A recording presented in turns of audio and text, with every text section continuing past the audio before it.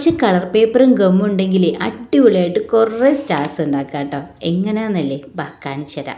ഇതുപോലത്തെ square piece എടുക്കണം, ഏത് സൈസ് ആയിക്കോട്ടെ. അതിനനുസരിച്ച് നമ്മുടെ സ്റ്റാർ വലിപ്പം കൂടുകയും കുറയുകയും ചെയ്യുന്നേ ഉള്ളൂ. പിന്നെ ഇതുപോലെ തന്നെ കറക്റ്റായി ഫോൾഡ് ചെയ്യുക. പിന്നെ ഗമ്മ് എടുക്കുമ്പോഴാണ് ശ്രദ്ധിക്കേണ്ടത്, അങ്ങോട്ടോ ഇങ്ങോട്ടോ ആയിക്കഴിഞ്ഞാൽ മൊത്തത്തിൽ താറുമാറാവും.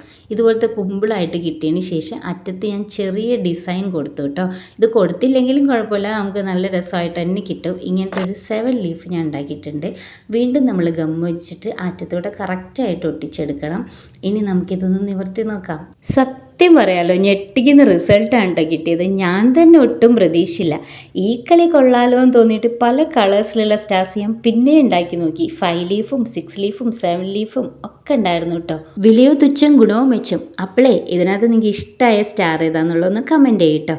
ഒപ്പം വീഡിയോ ഇഷ്ടമായെങ്കിൽ ലൈക്ക് ചെയ്യാനും സബ്സ്ക്രൈബ് ചെയ്യാനും ഫോളോ ചെയ്യാനും ഷെയർ ചെയ്യാനും പ്രത്യേകം പറയണ്ടല്ലോ.